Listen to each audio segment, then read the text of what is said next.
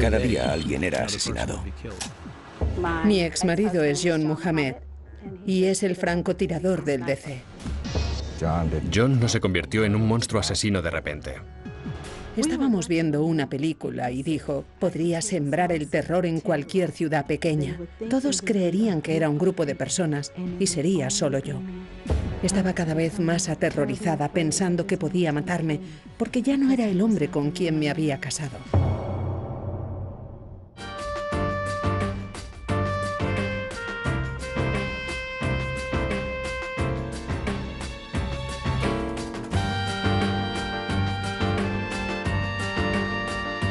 Crímenes imperfectos, historias criminales. La mujer del francotirador. El temor se ha extendido por todo Washington, D.C. En los últimos 3 días, 6 personas han muerto tiroteadas. El autor se conoce ya como el francotirador del D.C. Solo había pasado un año desde el 11 de septiembre y yo, por lo menos, no podía descartar la posibilidad de que se tratara de algún tipo de terrorista, alguien que deseara atemorizar a todo el mundo. El terror aumentaba cada vez que se producía un nuevo tiroteo. Sabíamos que se trataba de un arma muy potente que disparaba desde cierta distancia. Esperábamos ver algún denominador común entre las víctimas. Teníamos en cuenta su raza, edad y sexo, pero no había ninguna coincidencia. Podría ser cualquiera, en cualquier momento. Es terrible. Los ataques continuaron durante los siguientes 19 días y estábamos tan lejos de resolver el caso como el primer día. La gente recuerda 3 semanas de confusión, luego nada, y de repente, en unas 4 horas, caso resuelto. Se ha emitido una orden de detención a nombre de John Mohammed, también conocido como John Williams. Puede estar acompañado de un menor, está armado y es peligroso. Fue entonces cuando mostraron la cara de John en la tele y yo me acerqué a la pantalla y le dije, ¿qué ha sido de ti? Miré hacia la cama y mi hijo estaba tumbado en la posición fetal y mis niñas estaban llorando. Decían, mamá, ¿por qué ha hecho esto nuestro papá? Y les dije, tesoros, no lo sé. No sé por qué ha matado a toda esa gente. Conocí a John el día del trabajo de 1983. Lo que me atrajo de él era que decía lo que pensaba y pensaba lo que decía. Era un hombre de palabra. Su mera presencia resultaba reconfortante. Mi madre receló bastante de John cuando Mildred se lo presentó. Decía que había algo en su mirada. Nos vimos a diario durante 2 o 3 meses. Y luego me enteré gracias a una amiga mía de que estaba casado. Le dije, me he enterado de que estás casado y me contestó, mira, no es lo que crees. En realidad ya no estamos juntos, no soy feliz con ella. Pero yo le dije que no podía seguir con él mientras estuviera casado. Fue en aquel momento cuando dijo que quería volver al ejército porque estaba en la Guardia Nacional. No tuve ningún contacto con él hasta que recibí una carta en la que me decía que por favor me reuniera con él, que haría cualquier cosa, que me necesitaba. Consiguió el divorcio en el año 87 y nos casamos el 10 de marzo de 1988. Nuestro hijo John nació el 17 de enero de 1990. John tenía muy buena relación con él, era un hombre muy cariñoso y se preocupaba mucho por los niños.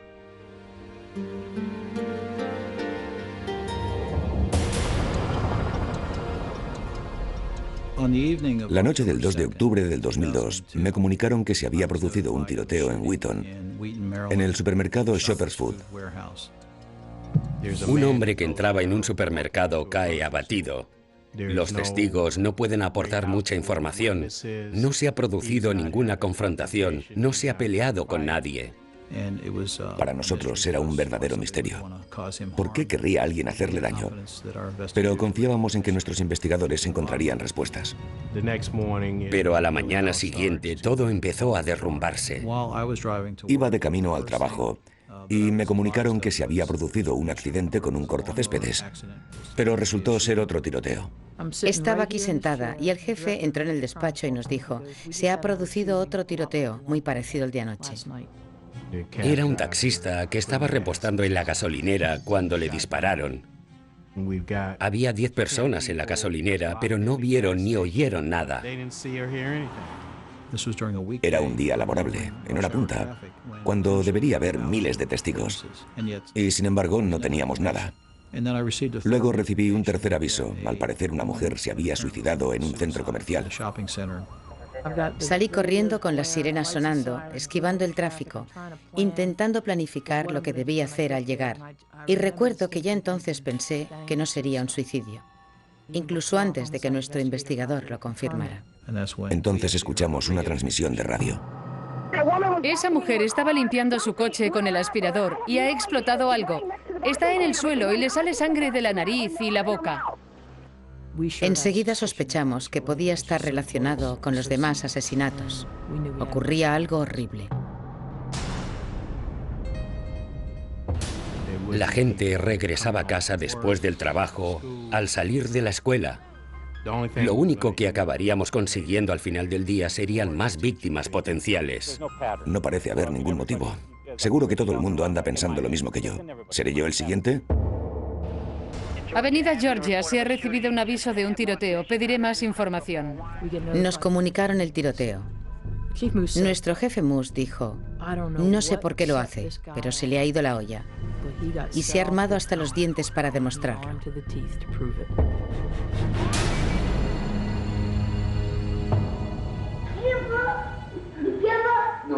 Tranquilo, no tengas miedo. A John le encantaba estar en el ejército. Deseaba realmente hacer la carrera militar.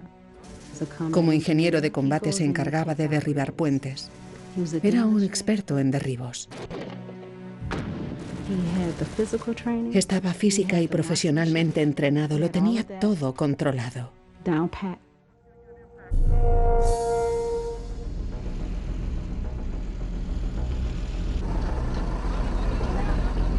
Recibieron órdenes de ir a Arabia Saudí. Puedo indicar exactamente el momento en que se produjo su cambio. Fue cuando regresó de la guerra del Golfo.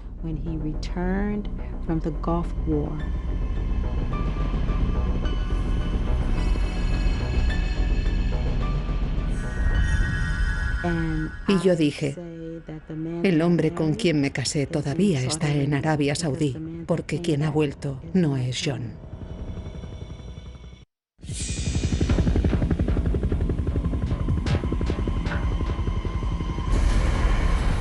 Cuando John regresó de Arabia Saudí era otro hombre. Siempre callado, reservado, incluso cuando John Jr. entraba en la habitación. Un día, sin preaviso, dijo, ¿queréis saber qué me pasó? Alguien lanzó una granada de humo en nuestra tienda. Todos los soldados salieron, pero yo no pude abrir mi saco de dormir. Dijo que alguien le había sacado a rastras. Hubo una investigación y decidieron que había intentado cometer suicidio y llevarse por delante a los demás soldados. Dijo, estábamos en zona de guerra. Me quitaron las armas, me esposaron, me ataron de pies y manos y me dejaron solo. Dijo, ¿lo entendéis? Intentaron matarme. Y se echó a llorar. Yo le dije, lo que tenemos que hacer es iniciar una campaña por escrito. ¿Recuerdas todo lo que pasó? Pues vamos a ponerlo por escrito. De manera que fuimos a hablar con los soldados que estuvieron allí y todos apoyaron a John. Sin embargo, cuando le interrogaron, no dijo nada y no comprendí por qué. Luego me dijo, déjalo estar. Y siguió en el ejército. No creo que le llamaran para que diera parte de su misión, como es debido después de estar en zona de guerra. Y no tuvo acceso a los servicios de psicólogos, pero lo que le sucedió en Arabia Saudí fue el inicio de su caída en espiral. A veces se sentaba en un rincón y sacudía la cabeza. Yo le preguntaba, dime, cariño, ¿en qué estás pensando? Y me contestaba, no necesitas saberlo ahora mismo. Yo sabía que le quería y sabía que debía apoyarle porque a veces todavía se comportaba como antes de marcharse. Esta es mi mujer leyendo por voluntad propia, sin que yo se lo haya pedido. Tengo que grabarlo. En cambio, otras veces era como un perfecto desconocido. Unos 6 meses después, John fue acusado de amenazar a un oficial. Habían discutido y él le dijo: te mataré, a ti y a tu familia. El oficial presentó una denuncia por este motivo. En aquel momento yo no creía que John amenazara realmente con matar a alguien, porque prefería seguir viendo a la persona que era antes de Arabia Saudí. Y la persona que era antes de Arabia Saudí no haría jamás una cosa así. Nos presentamos ante el juez y comparecieron entre 20 y 30 soldados para testificar a favor de John. El jurado le declaró inocente. Después del juicio, seguimos viviendo como siempre. Salina nació el 1 de febrero de 1992 y él estaba tan contento porque había deseado tanto tener una niña. Mi hija Taliba nació el 1 de mayo de 1993. Preciosa. Mamá vino a vivir con nosotros en febrero de 1993. Y aquí está el hermano mayor. Se preocupaba mucho por sus hijos. Bien abiertos, campeón. Quizá te duela un poquito, pero no será nada. Esto es un huevo. ¿Dónde está el huevo? Vale. ¡Aquí! Muy bien. Pero con el tiempo fue alejándose de mí y solo era feliz con sus hijos. Muy bien, tíralo ya.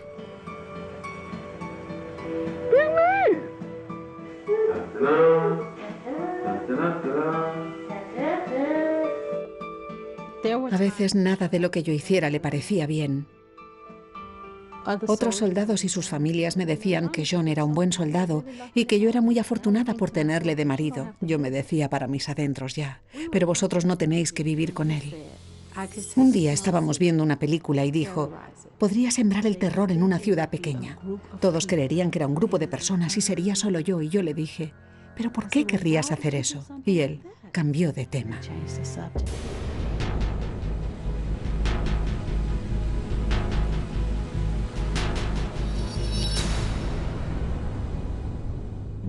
Empezamos a pensar cómo era posible que ocurriera aquello y que nadie viera nada. ¿Se trataba de alguien que disparaba desde cierta distancia? Un testigo que no vio quién lo hizo, pero oyó el disparo, dijo haber visto una furgoneta blanca que se marchaba a toda velocidad. Por radio me enteré de que habían detenido una camioneta blanca. En aquel momento miré casualmente hacia el cruce. Había varias camionetas blancas. Estaban por todas partes. Nos pasamos el día persiguiendo a un fantasma, literalmente. La han visto allí tumbada y ha dicho que alguien le ha disparado. Cerrad las puertas, cerrad las puertas. ¿Quién le ha disparado? No lo sé, señorita. Los atentados se alejaban cada vez más del condado de Montgomery. Y prácticamente día sí, día no, otra persona moría a tiros. Alguien ha disparado a un hombre en Sunoco. Está muerto. Está tumbado, tío. Está tumbado en su coche.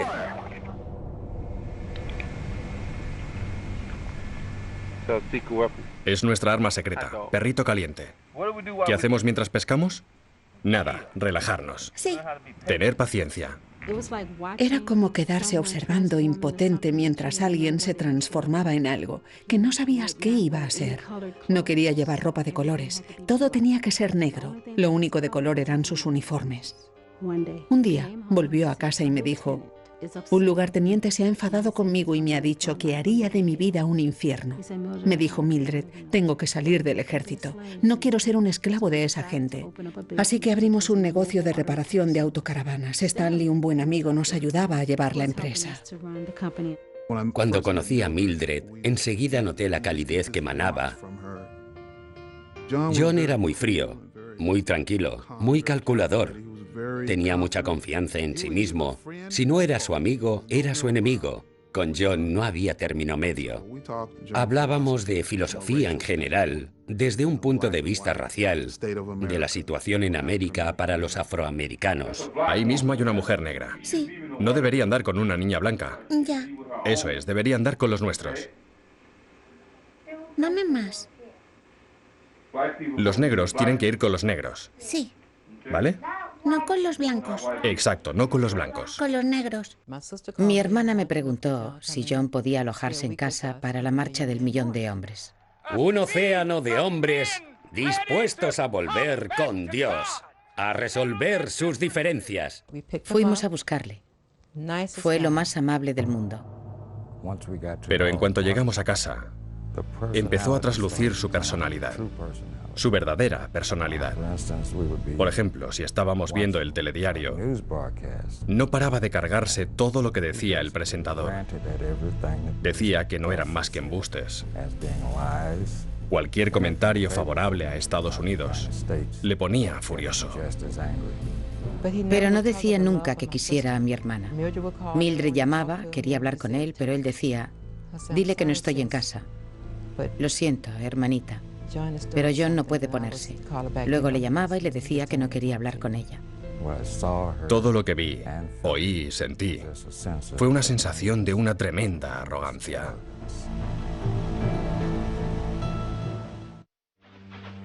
John pasó de ser un hombre que siempre estaba alegre y feliz a ser un hombre siempre deprimido. Solo hablaba cuando los niños estaban presentes. John no quería que cogiera en brazos a John Jr. ni le mostrara afecto. John no había tenido este tipo de afecto en su infancia. Su madre murió de cáncer, con él en brazos cuando tenía 5 años. Dijo que su padre les había repudiado a todos, a él y a sus hermanos y hermanas, y que su tía de Baton Rouge había tenido que hacerse cargo de ellos.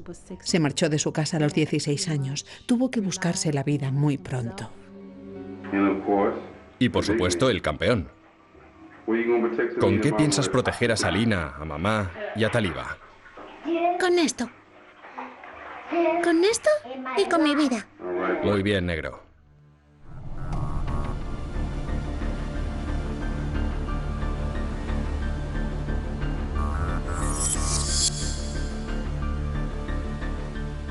El investigador Sue dice que el autor de los disparos estaba probablemente eufórico por tener aterrorizada a toda una comunidad. Hubo un tiroteo en un lugar donde voy a diario. Y luego fueron repitiéndose esos ataques cada vez más cerca de mí y de mi vida diaria. En aquel momento ya se habían producido 6 o 7 asesinatos.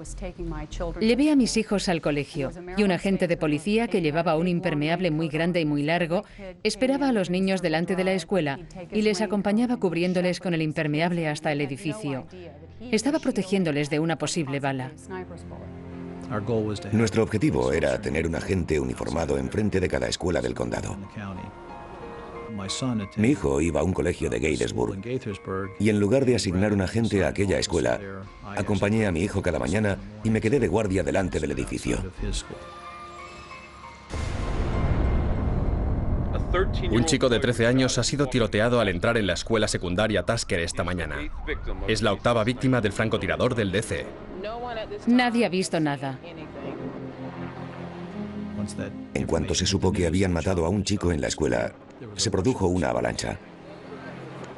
Muchos padres querían llevarse a sus hijos de sus colegios. Todas nuestras víctimas han sido inocentes, han estado indefensas. Pero ahora se han pasado de la raya porque nuestros niños no se lo merecen. O sea que pedimos a los padres que por favor se ocupen de sus hijos esta noche. Cuiden bien de ellos. Se ha pasado de la raya, ha asesinado a un niño.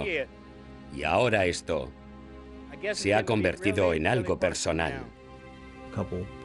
Un par de lágrimas le rodaron por la mejilla y recuerdo que me sentí muy orgulloso de él, de que fuera capaz de expresar lo que yo mismo sentía, así como muchos otros en aquel momento.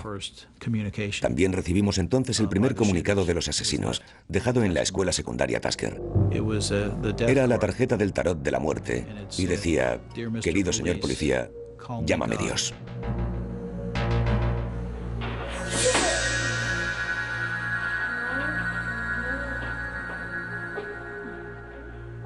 Mildred empezó a contarme las cosas que John le hacía. Cómo le hablaba, cómo la despreciaba. Le decía que era un cero a la izquierda, que no podía hacer nada sin él, que no le replicara delante de la gente, que hiciera siempre lo que le mandaba. Y nuestra madre empezó a llamarme muy a menudo y me decía, ¿sabes qué? John está engañando a Mildred. Hay toda una panda de mujeres que llaman a mi casa y cuando descuelgo el teléfono ellas cuelgan, pero solo llaman cuando Mildred está trabajando. Las cosas siguieron así durante un tiempo hasta que por fin le dije, te comportas como si fueras un hombre libre, pues será mejor que lo seas de verdad. No empecé a preocuparme en serio hasta después de nuestra separación en 1999. Entonces empezó a pincharme las líneas telefónicas. Quitó la cerradura de la puerta principal de mi casa y tenía que atrancarla con una silla por la noche para que los niños y yo pudiéramos dormir. Empezó a presentarse en medio de la noche y quedarse plantado junto a la cama. No decía palabra, solo se quedaba allí plantado. Y como estaba oscuro, no se daba cuenta de que le estaba observando. Hasta que dije, ya está bien, se acabó. Hemos terminado. No puedo más y quiero el divorcio. Él me dijo, no vas a criar a mis hijos. Te has convertido en mi enemiga. Y como enemiga que eres, te mataré. La mirada de John era tan penetrante. Supe que solo era cuestión de tiempo para que organizara mi asesinato. En febrero del 2000, presenté la documentación para solicitar una orden de alejamiento.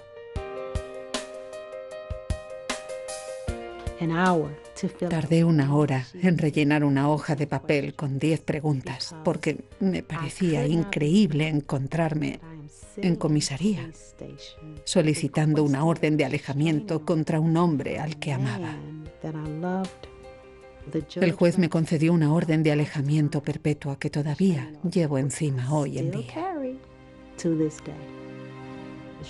Ella no pretendía apartar a los niños de John. Podía visitarlos, pero no podía entrar en la casa.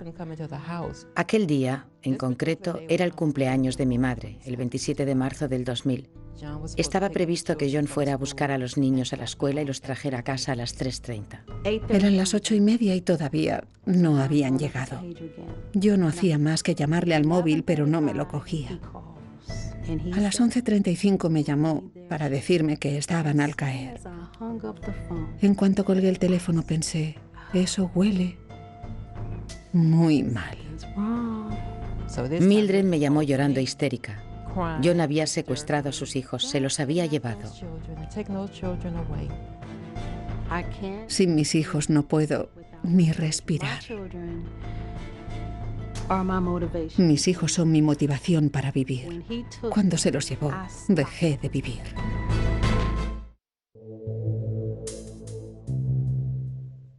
Además de llevarse a los niños, vació las cuentas del banco. Nos dejó sin un duro a mi madre y a mí. Agoté todos los medios para encontrarles. Se había descuidado, no comía como es debido y sufrió un colapso. Me llevaron al hospital. Sonó el teléfono. Era John. Le dije, ¿por qué no dejas que los niños me llamen? Y contestó, no siempre conseguimos lo que queremos, ¿verdad? John quería que le dijera, de acuerdo, vuelvo contigo. Pero yo tenía dos opciones. Volver con él y morir. O colgar el teléfono y seguir sin saber dónde estaban mis hijos. Colgué el teléfono. Mi madre me llamó al hospital y me dijo que John acababa de llamarla y le había dicho que venía a matarme. Mi madre me llamó más tarde aquella noche y me dijo, John quiere matar a Mildred. Le contesté, mamá, John no matará a Mildred, no es un asesino, nadie matará a Mildred, está ingresada en un hospital. Mildred decidió refugiarse en un centro para mujeres maltratadas. Tuve 5 minutos para cambiar de nombre. Me trajeron ropa distinta y no podía decir a nadie dónde estaba. La casa tenía ventanas todo alrededor y yo estaba siempre en el centro de la casa. No podía sentarme cerca de una ventana para que no pudiera verme y dispararme. Tenía mucho miedo porque sabía que iba a dispararme a la cabeza. Sabía que sería un tiro a la cabeza. Docenas de agentes de policía del estado de Virginia han acudido al lugar de los hechos para investigar el asesinato de una persona mientras hacía tareas cotidianas. Era gente que estaba leyendo un libro o poniendo gasolina. No pasaba una semana sin tener que hacer lo que hacían las víctimas cuando fueron asesinadas. Una de las balas alcanzó a un hombre de 53 años que había parado a repostar gasolina. Le pedí a mi mujer que no fuera a la gasolinera. Le dije que cuando volviera a casa cogería su coche y lo llenaría yo, pero que por favor no fuera a la gasolinera, porque las víctimas eran tan aleatorias. Cualquiera de nuestros seres queridos podía ser la siguiente víctima. Cuando Jeff Hooper cayó herido en el restaurante, el autor o autores de los disparos dejaron una nota, que fue la primera indicación de lo que deseaban: una gran cantidad de dinero. Somos conscientes de la preocupación de toda la comunidad y por ello vamos a leer literalmente el contenido del mensaje. Vuestros hijos no están seguros en ningún lugar ni en ningún momento. Mi hermana me llamó para saber si era seguro llevar a los niños al colegio. Ya han matado a un niño y le dije, ¿qué más prueba quieres de que los niños ya no están seguros? Nos poníamos de acuerdo entre los padres del vecindario para que los niños pudieran jugar juntos, bien en casa de unos u otros. No hacen más que decir, no salgas, quédate en casa. Tienen miedo de que nos maten a tiros, y no me extraña.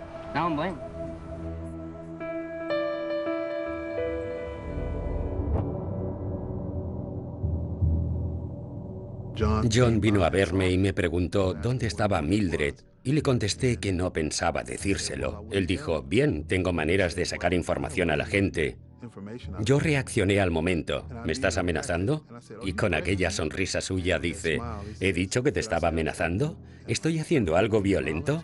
Y le contesté, John, sabes muy bien de qué estoy hablando. No intentes vacilarme. Esa fue la última vez que le vi en persona. Mi hermana Maisha me llamó para decirme que mamá había contraído una neumonía y que necesitaba ayuda. Entonces me fui a Maryland para ayudarla, para cuidar de mi madre. Echaba tanto de menos a mis hijos. Estaba desquiciada. Muchas veces, cuando bajaba a la planta baja, encontraba a Mildred en postura fetal, meciéndose lentamente. Un día estaba en la puerta, mirando cómo jugaban otros niños, y mi hermana se me acercó y me preguntó qué estaba mirando. Le dije, un día de estos, mis niños estarán ahí fuera jugando con ellos. Recibí una llamada de la directora del hogar provisional donde vivía y me dijo, Mildred, creo que hemos encontrado a tus hijos. Grité y grité, han encontrado a mis niños. En realidad, los había sacado del país y se los había llevado a la isla de Antigua. Bueno, chicos, tendremos que hablar de vuestro papá. ¿Os acordáis de cuando os llevó de viaje? Salimos hacia el aeropuerto y yo le pregunté si tú también ibas a venir y él me dijo que sí. Como había dicho que yo también iría, ellos no lo pusieron en duda, porque creían que no habría dicho eso si yo no iba. Según dice la policía, se dedicaba a falsificar documentos por $3.000 cada uno y volaba con inmigrantes ilegales desde Antigua hasta Estados Unidos. Dejaba a los niños con extraños.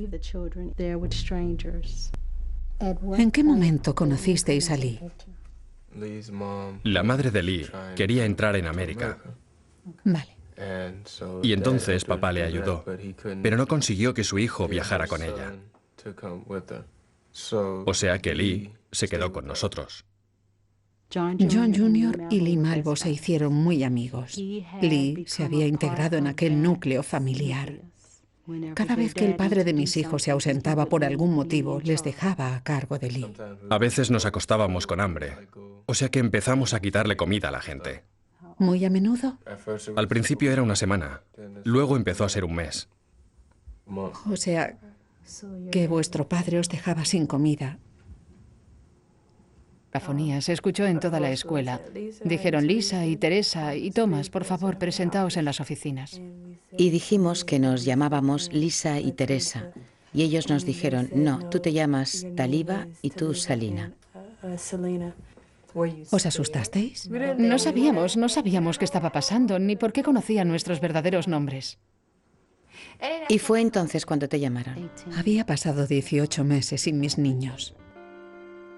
Y cuando nos presentamos ante el tribunal, el juez dijo, señor Williams, lo único que tenemos que decidir hoy es quién se queda con los niños. Y él dijo, Mildred ha sabido en todo momento dónde estábamos.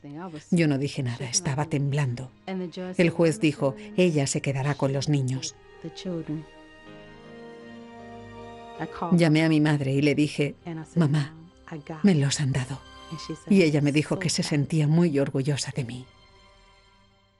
Mi mamá era diabética, sufría hipertensión y glaucoma.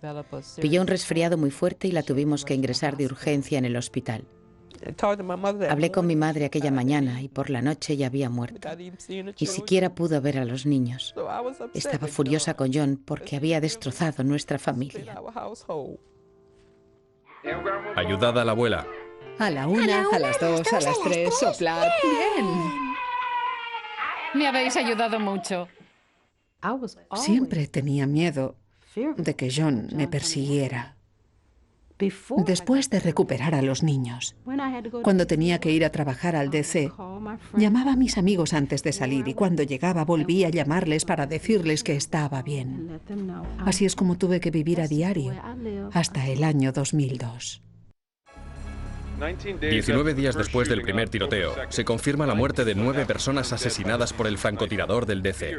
El miedo aumenta y las autoridades no tienen ningún sospechoso. Todo el mundo estaba frenético, nadie sabía qué estaba pasando.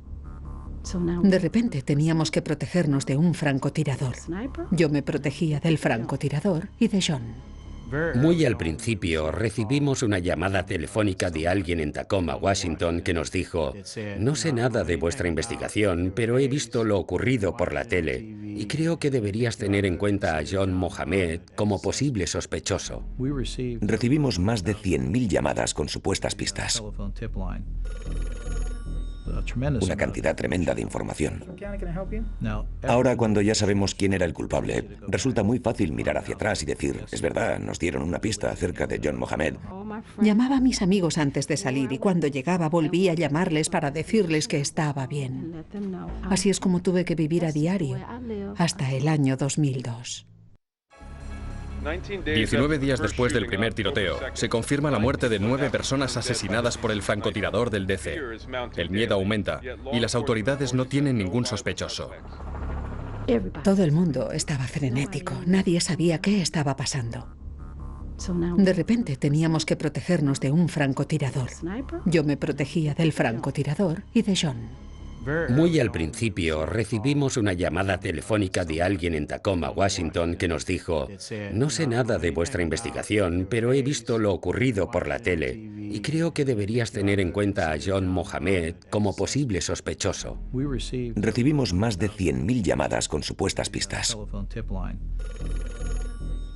Una cantidad tremenda de información. Ahora, cuando ya sabemos quién era el culpable, resulta muy fácil mirar hacia atrás y decir, es verdad, nos dieron una pista acerca de John Mohammed. Era uno de los soldados que sirvieron con él en el ejército. Pero no es justo criticar a la policía por eso y acusarles de no haber hecho nada a pesar de que alguien les había dado ya una buena pista. El 11 de octubre, mi compañera vino a buscarme y me dijo, hay un coche oscuro aparcado en la calle. Me da muy mala espina. Pasamos al lado del coche.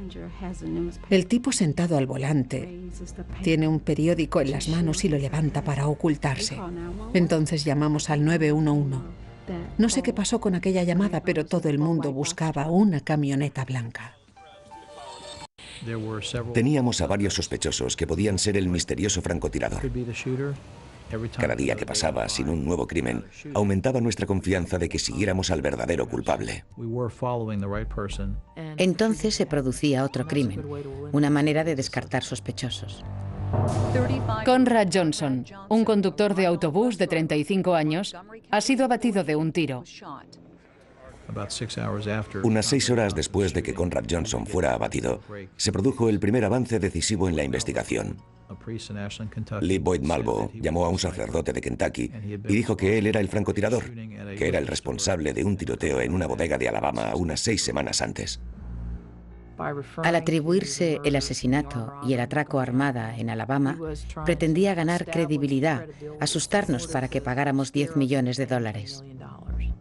Era un plan astuto, pero también bastante estúpido, porque fue lo que nos llevó hasta ellos.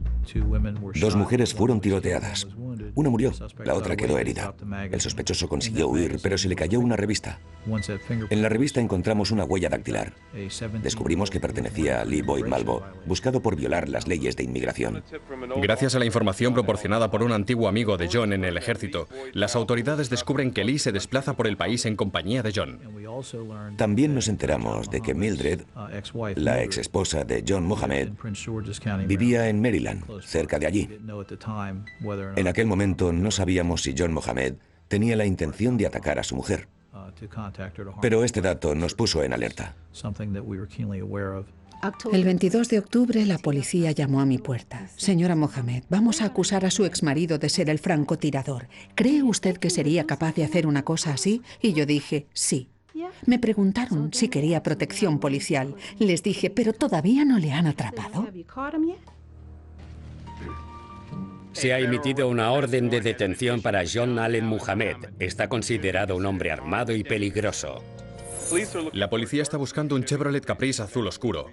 El coche está registrado a nombre de John Allen Mohammed. Un conductor que circulaba se sintió cansado y se detuvo en un área de descanso. Vio aparcado el Chevy Caprice. Nuestros agentes entraron en acción y se encontraron a ambos francotiradores dormidos en el coche.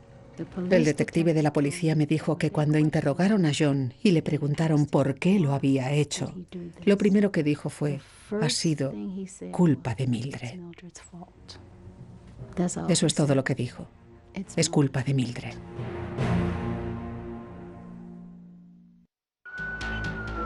Aunque hayamos visto una y otra vez las imágenes de los ataques, los detalles de los crímenes del pasado octubre no verán la luz hasta el lunes en los juzgados de Virginia.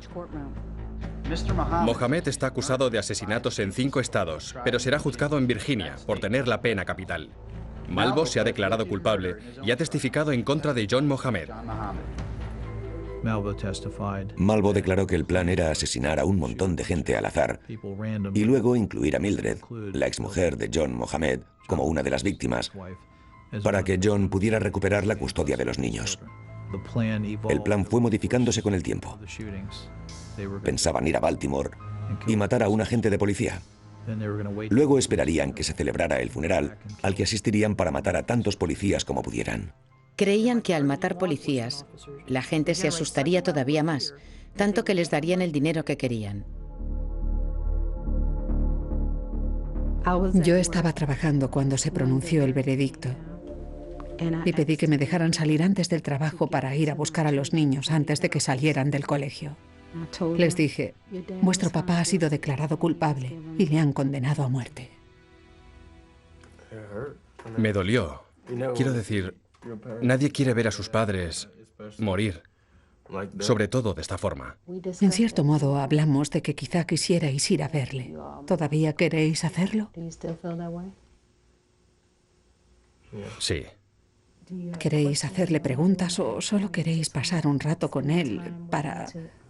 Solo estar con él. ¿Solo conversar un poco? Yo quiero preguntarle cosas. ¿Estás enfadado? Decepcionado. ¿Qué preguntas quieres hacerle a tu padre? ¿Cómo puedes decir que me quieres para luego utilizarme? ¿Cómo te ha utilizado? Nos ha utilizado a los 3. Nos ha utilizado para vengarse de ti, porque había perdido el control. Solo queremos verle. ¿Solo queréis verle? ¿No tenéis nada que decirle? No. ¿Y tú, Taliba? No sé qué voy a hacer cuando le vea. ¿Creéis que os quiere de alguna manera? No. Me separó de ti. ¿Y por qué quieres hacerle daño a alguien si a la vez dices que le quieres? Eso no es amor. ¿Qué es entonces? Traición. Yo sé que me quiere y que eso no cambiará. ¿Y tú le quieres a él? Pues claro. ¿Y tú? ¿Todavía quieres a tu padre? No. ¿Tú tampoco? Si saliera en libertad, ¿qué creéis que haría? Iría por ti. Lo intentaría. ¿No me dejaría en paz? No. No. ¿Por qué? Porque no estás muerta.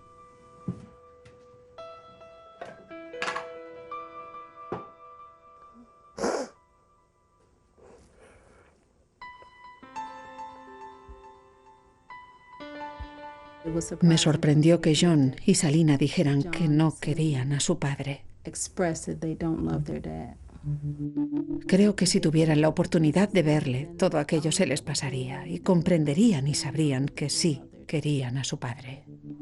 John Muhammad será ejecutado. Virginia es el estado norteamericano con el tiempo de espera más breve en el corredor de la muerte. Pero no está simplemente allí sentado esperando la muerte.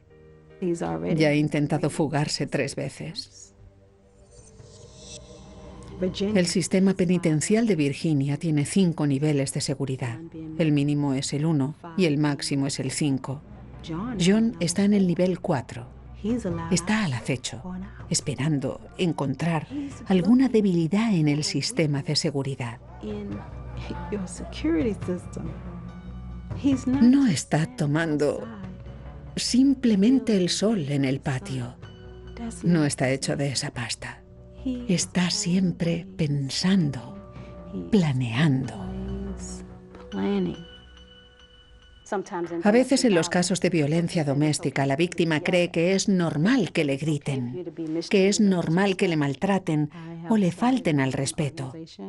He fundado mi propia organización llamada Después del Trauma, que se dedica a ayudar a las supervivientes de la violencia doméstica. Mi exmarido John Muhammad y es el francotirador del DC convicto. Pero lo que muchos no saben es que todo empezó con una situación de violencia doméstica. Vi en su mirada que iba a matarme y tuve que tomar las precauciones necesarias. Tuve que preocuparme yo misma de mi propia seguridad. Salvó la vida de sus hijos. Salvó su propia vida al abandonar a John Muhammad. Es el tipo de heroísmo que quisiéramos insuflar a las víctimas de la violencia doméstica. Es una heroína.